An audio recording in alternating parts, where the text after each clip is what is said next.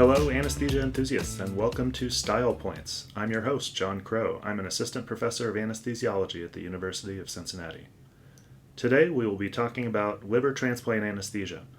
The University of Cincinnati is one of the top liver transplant centers in the country, ranked 17th in the United States by volume in 2022. Our residents do an average of 15 to 20 liver transplant anesthetics per resident per year, starting as early as their third month of CA1 year.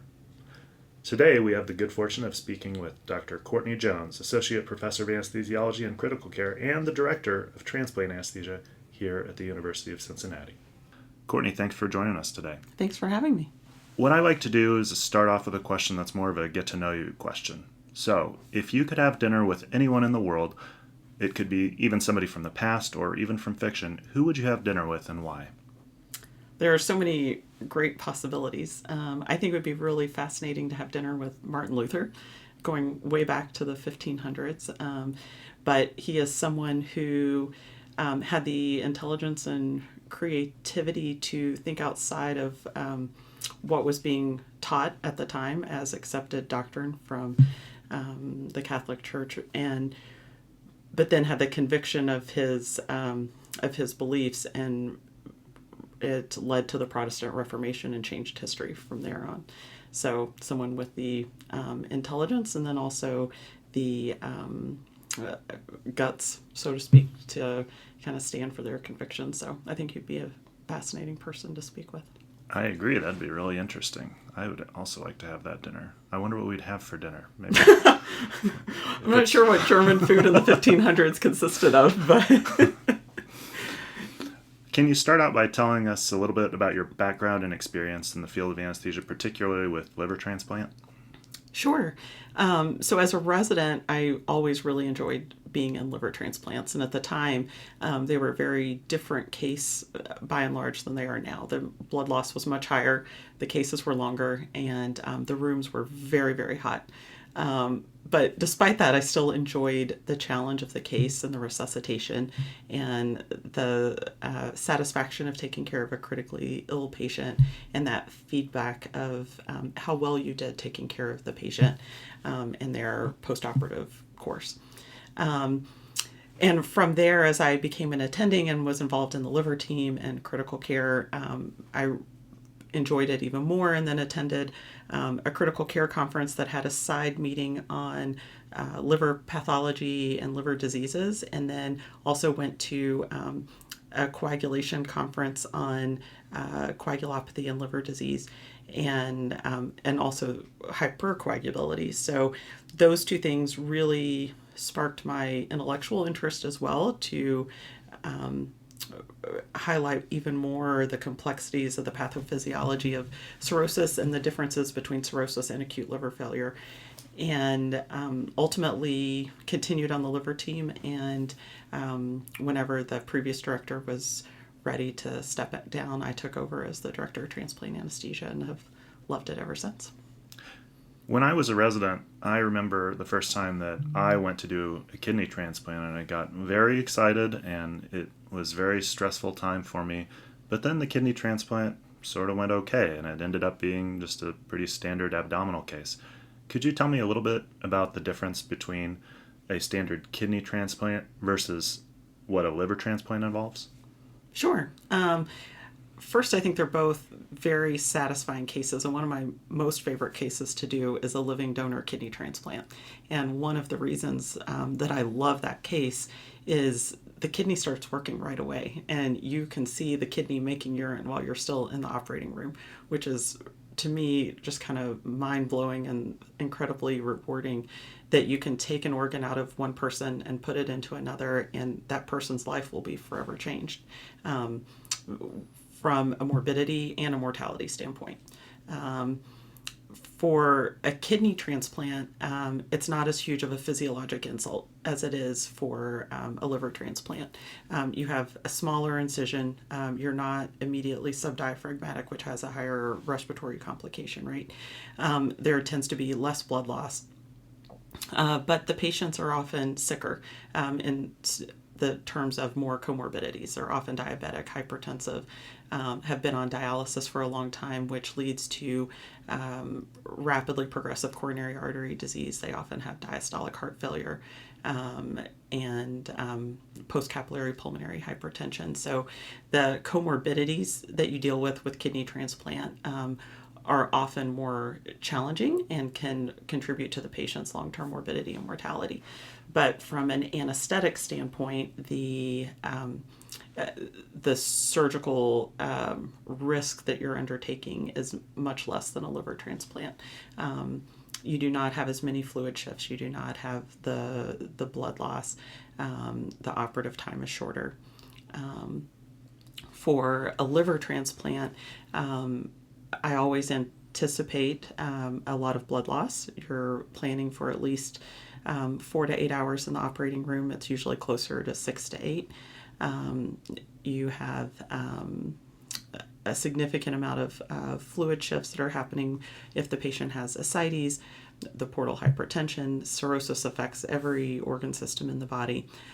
So you have to account for the management of all of those pathophysiologic implications in your anesthetic plan, which is something that makes it a fun challenge, in my opinion. And I think there's so much to learn from taking care of patients with liver disease, because you really have to understand the implications throughout the body and help your patient have a good outcome by attributing for those things.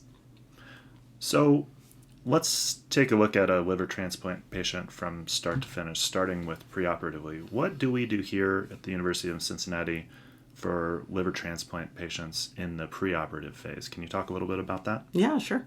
So a couple of years ago, we started a transplant CPC specifically. What's a CPC? Great question. CPC stands for Center for Perioperative Care, which is the name that we use here for our preoperative clinic.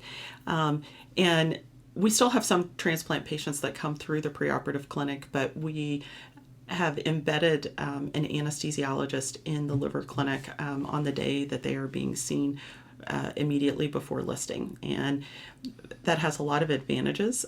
One of the largest is that you are in the same space as the hepatologist, the transplant surgeon, the social worker, the coordinators. They're being seen by Transplant ID that day, and then also the transplant dietitian. So you have this multidisciplinary clinic, which is a fantastic way to have good communication, tie up any loose ends, or to discuss any discrepancies in the previous workup that's been done up to that point. As far as testing for our patients before a liver transplant, everyone gets an echo with a bubble, and that is looking for systolic function, diastolic function, and very importantly, RV function. The right ventricle is incredibly important to a successful liver transplant, both intraoperatively and then also postoperatively. We pay a lot of attention to the PA pressures as well. And then we're using the bubble to look at intrapulmonary shunts, because hepatopulmonary syndrome is very common in liver transplant patients. Most of the time it is not clinically significant, but some of our patients will have very low PO2s and qualify for what's called MELD exception points. And that's when the severity of their disease is not accurately represented by their MELD score. And they can get bonus points, so to speak, on their MELD score to improve their chances of receiving a liver transplant, because something like hepatopulmonary syndrome can be improved with liver transplant. We also do a stress test of some variety on almost all of our patients that are going for liver transplant. Sometimes it's a stress echo, sometimes it's a nuclear med stress test, and then we have a fairly low threshold for doing a left heart cath for our patients. And that depends on the etiology of the liver disease, the comorbidities that the patient has, and then the reliability of the stress test. So the guidelines have recently changed from the American Heart Association for the workup of liver transplant patients. And NASH, which is now called MASH, metabolic associated steatohepatitis, is an independent risk factor that automatically puts people in the high risk category for having coronary artery disease. So those patients get screened with a coronary CT, and if that can't be interpreted, or if they can't undergo the test, or their coronary calcium score is high, then those patients, it's recommended that they automatically get a left heart cath because their pretest probability of having coronary artery disease is so high. So we spend a lot of time looking at the heart and trying to anticipate the patient's reserve for tolerating the stress of not just the immediate operative course, which can be significant, but also post-operatively, because patients after liver transplant have a high incidence of arrhythmias, namely AFib, and then also heart failure. Systolic and diastolic heart failure can be a significant complicating factor post-operatively. So we spend a lot of time looking at that, and then everything else is dictated by the patient's comorbidities. If they have a long-term smoking history, asthma, COPD, then those patients are going to be getting PFTs, maybe a CT, a high-res CT if there's concern for interstitial lung disease, but they get a chest CT looking for any malignancy. They have abdominal CTs to help with operative planning. Patients undergo colonoscopy, EGD, among others, and then everything else is dictated by comorbidities. It sounds like there's a much bigger workup than even I was aware of for these liver transplant patients. That's pretty intense. With this multidisciplinary clinic, what have you noticed has changed in what you're doing for these patients beforehand? What do you think is the thing that has caught the most, that you feel like the patients are benefiting from the most? I think one of the things that helps them the most is just having continuity of communication. So instead of getting one message from whoever is seeing them in the pre-op clinic from anesthesia, as happened before, and then they go to the liver clinic and see a hepatologist and then maybe the surgeon, and everyone has a slightly different message that can be confusing for the patient, we are able to present a unified plan for the patient, which one is better for their understanding, it's better for their buy-in and trust. So I think that has been a huge advantage for the patients. The other nice thing just physically for the patients is they don't have to traipse across campus to come to the pre-op clinic. And these are patients who often have a lot of muscle wasting, need canes or walkers for stability, maybe even a wheelchair for longer distance, have protuberant abdomens full of ascites that make them short of breath. So just from a patient experience standpoint, I think it has also been much better for them as well. So let's move from the pre-op area into the operating room. We all know that liver transplants are a big surgery. They require a lot of lines, but what's different in a liver transplant surgery that you might not see in a normal open abdominal procedure from the anesthetic management standpoint? Sure.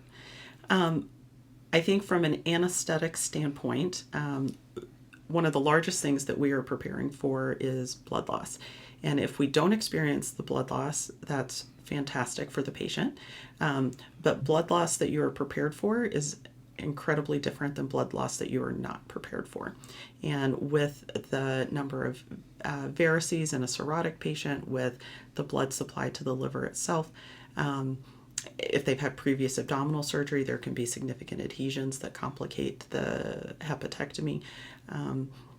You have to be prepared for blood loss. So we put in a MAC catheter for all of our patients, which is a large bore central line that allows rapid transfusion. And we have a rapid infuser called a Belmont that's hooked up to that line that allows us to transfuse up to 1 liter a minute if we need to. We also place a Swan or a pulmonary artery catheter to monitor the PA pressures. The CVP, we can shoot cardiac outputs from that, calculate the PVR. Not every center places a swan for liver transplant. Some do it on an as-needed basis, others do it for routinely, and then others do TEE only for their liver transplants. And some places will do a combination of the two. We do swans for all of our livers with TE on a more as needed or indicated basis. In addition to the MAC, we're also looking to place large bore peripheral IVs. If we cannot place those, then we will place a second MAC to make sure that we have sufficient access for the case. And then we are also putting in an arterial line to monitor the hemodynamics closely and be able to sample blood gases throughout the case. Some centers will put in two central lines, one to monitor the hemodynamics and the other for lab sampling.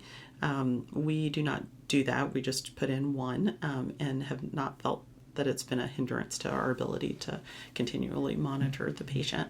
But that is a difference that you'll see between some programs, is that they'll put in two arterial lines for every liver transplant.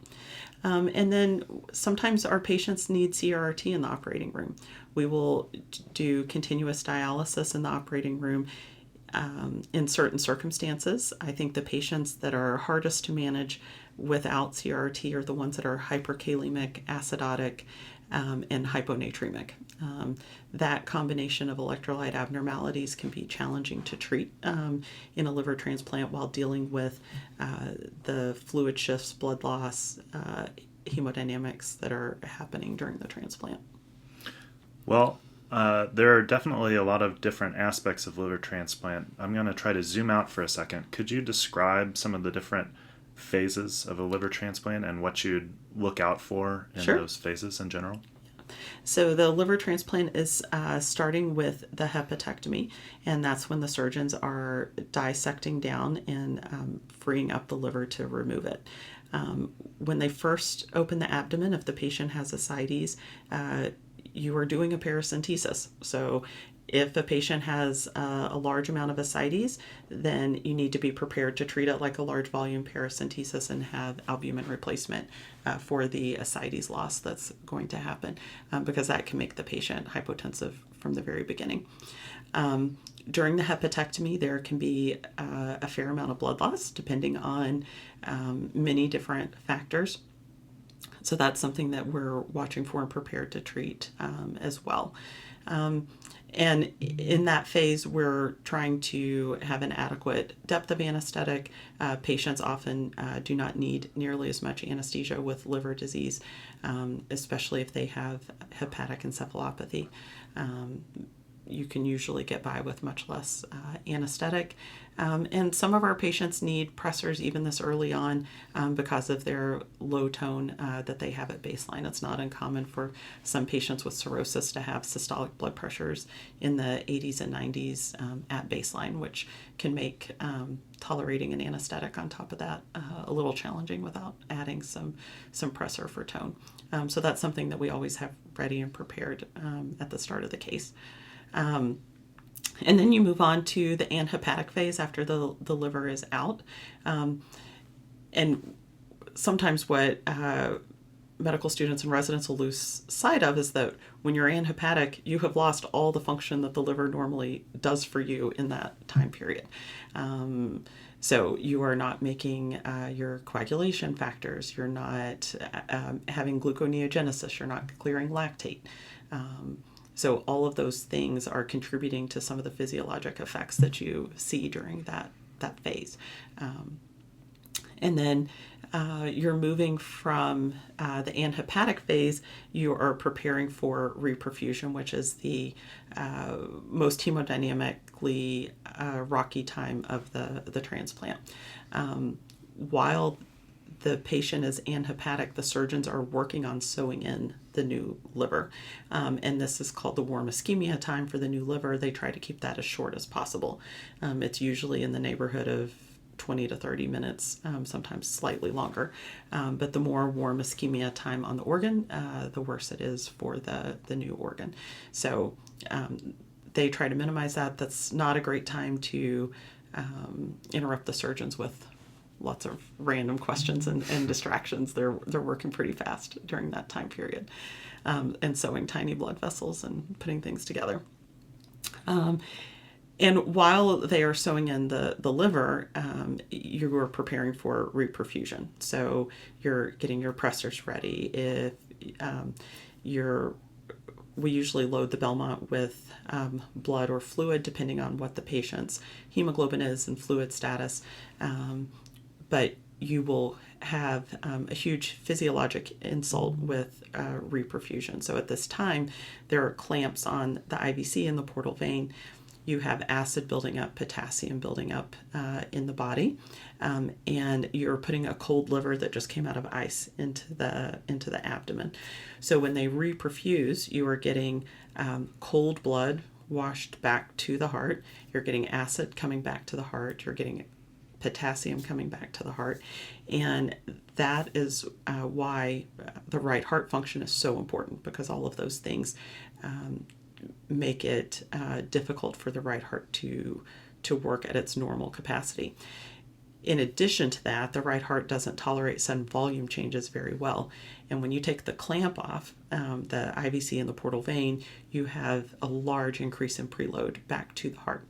So if your RV is struggling and you hit it with acid and potassium and cold and a huge volume bolus, then you can get into trouble really quickly. So while the surgeons are working to sew in the liver, we are preparing for reperfusion. And then you move into reperfusion, and all those things that I was just talking about can manifest as hypotension. You can have arrhythmias of any variety. You can have asystole, you can have bradycardia, you can have VFib, you can have VTAC, you can have pauses, you can see peak T waves, you can see a widening QRS. So you really have to be paying attention to what's going on and what you're seeing on your monitors at this time.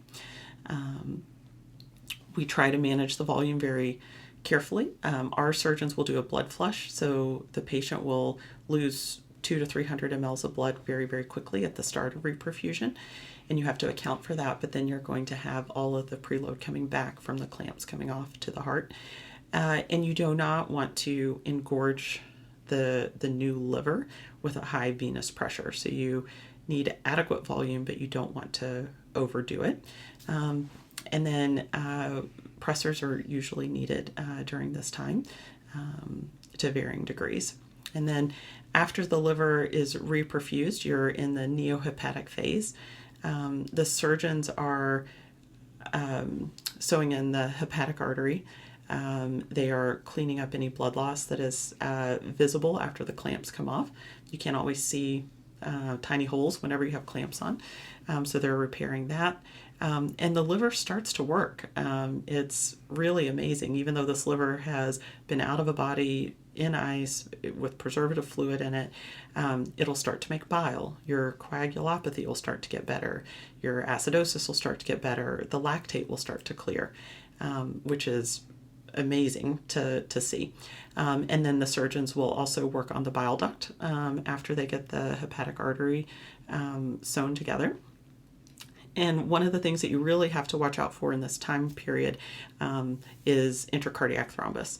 So that can occur at any point during a liver transplant, but the highest risk time is about 10 to 15 minutes after reperfusion, after the clamps have come off.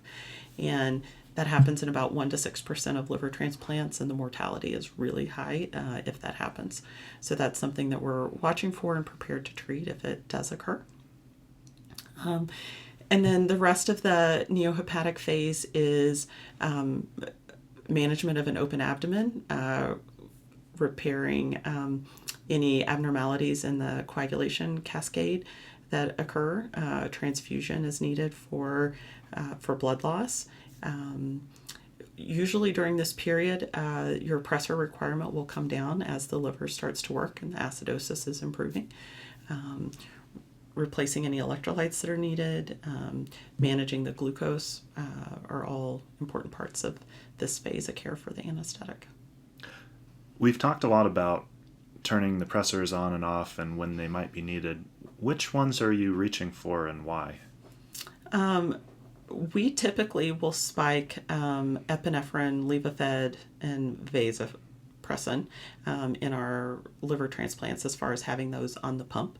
If someone has some RV dysfunction, a lot of times we'll use dobutamine instead of epinephrine.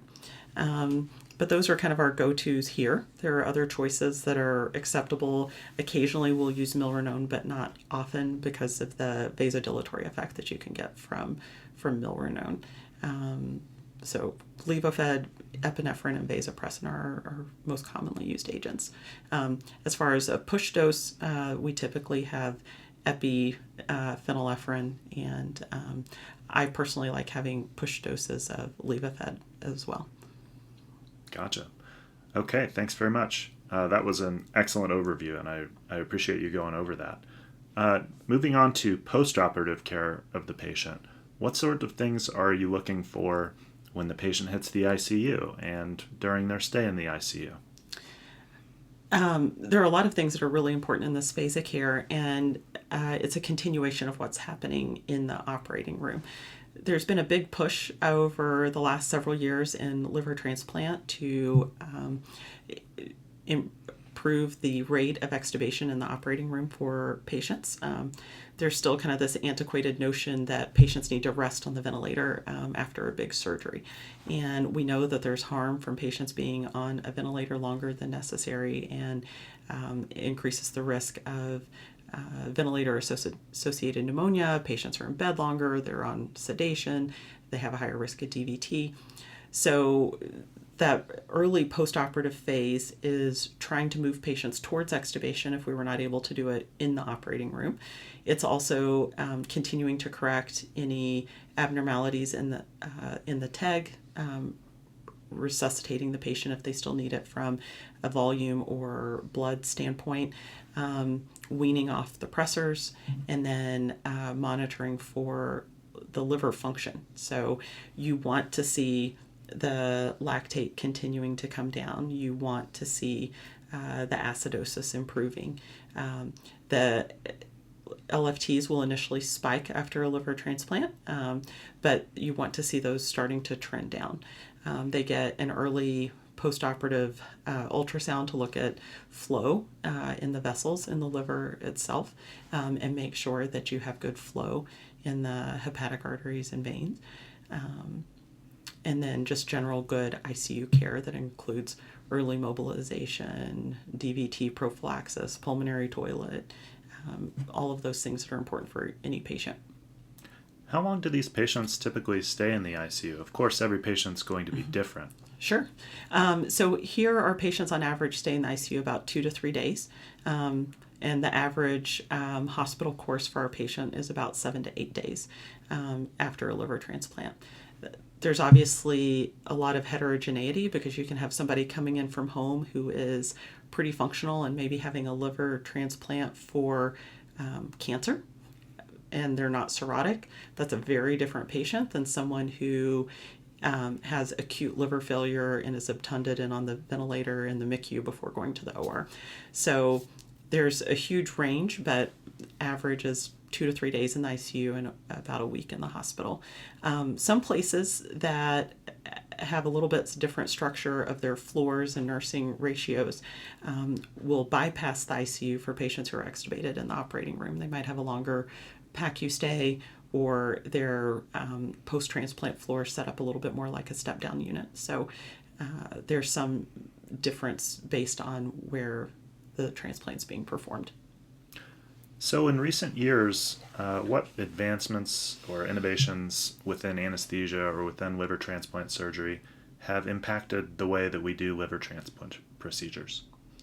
One of the biggest changes is the machine perfusion that's happening. And it's been very common for years to put kidneys on a pump, and you can delay the transplant of the kidney, and it also has a little bit of an ability to improve some of the kidney function for some of the marginal grafts. there have been multiple studies, several different types of pumps that are in use. It was more common in Europe initially, and you're seeing them more in the United States now. But the ability to machine perfuse a liver before putting it into a patient expands the ability to use DCD grafts, which are organs that come from a cardiac death instead of a brain death. Those organs are typically not quite as good as a brain death organ. Take a little longer to work, but you can see better function from those grafts and the ability to use more marginal grafts to improve the donor pool. So that's one of the big changes that's occurring. The machine perfusion is still not widespread, not used for every organ. There still tends to be need for IRB approval and things like that. But I think that's something that will continue to change in the years to come. So, what advice would you give to anesthesia residents or medical students who are new to or interested in specializing in liver transplant anesthesia? First of all, I would say that's fantastic, and I do not think you'll be disappointed in choosing that as a career specialty. For the medical students, I would encourage you to get as much exposure to a multidisciplinary approach to transplant patients as you can. For example, when you're on your internal medicine rotation, trying to rotate with hepatology if possible, or on your surgery rotation, trying to rotate with transplant surgery. It will give you a more complete picture of these patients and what their perioperative course looks like, and how you move someone from dying of cirrhosis to living a full life after transplant. For the residents, I would encourage you to be involved with as many liver transplants as possible.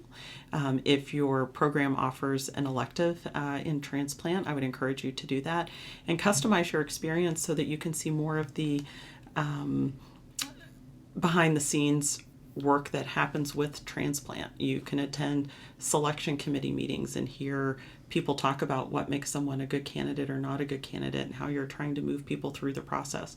You can learn more about appropriately matching organs with the right recipient, which was not something that I really appreciated before I started getting deeper into this role. And then it's also, I think, really important to know that UNOS requires that every liver transplant program have a director of transplant anesthesia. So that is something that every hospital with a transplant program must have. And that person is required to either have a critical care fellowship, a cardiac anesthesia fellowship, or a liver transplant anesthesia fellowship, which is not an ACGME fellowship, but something that's offered in a number of programs around the country. That's often a part-time attending position and a part-time liver transplant anesthesia fellow position.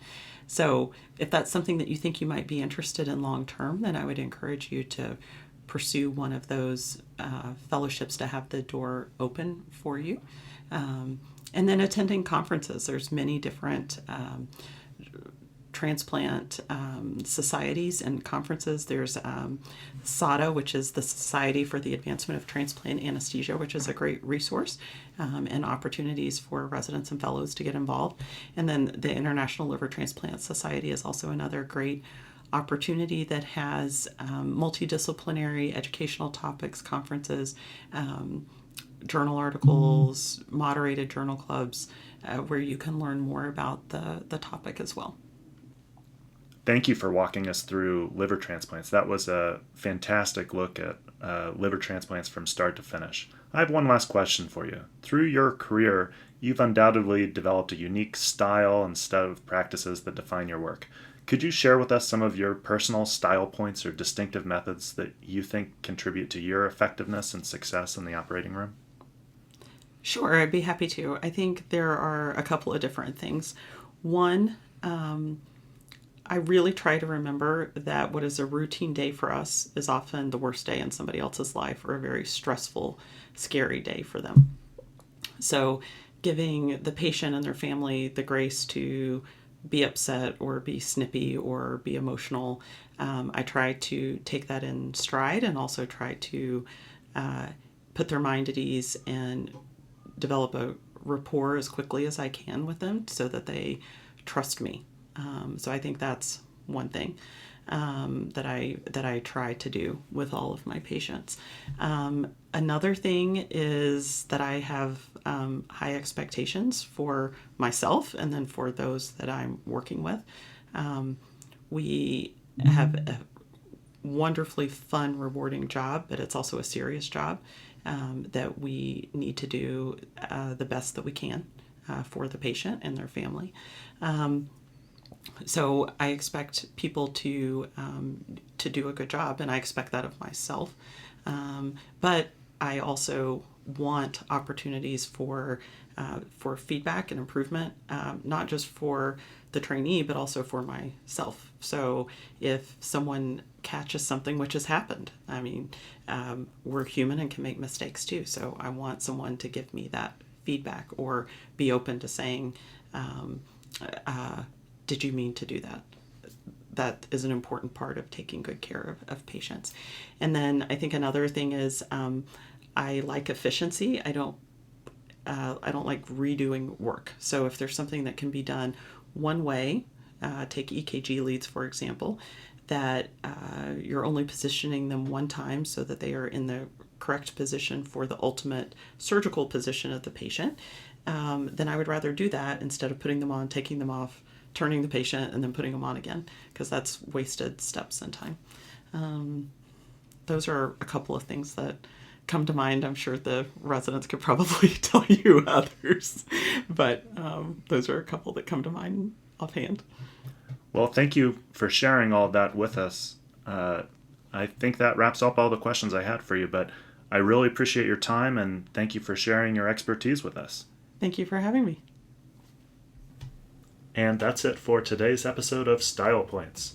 Having listened to a lot of podcasts in the past, I think I might be legally obligated to ask you to like and or subscribe. I'm still pretty new to this, so if you have feedback for me, please feel free to email me at stylepointspodcast@gmail.com. Thanks for listening.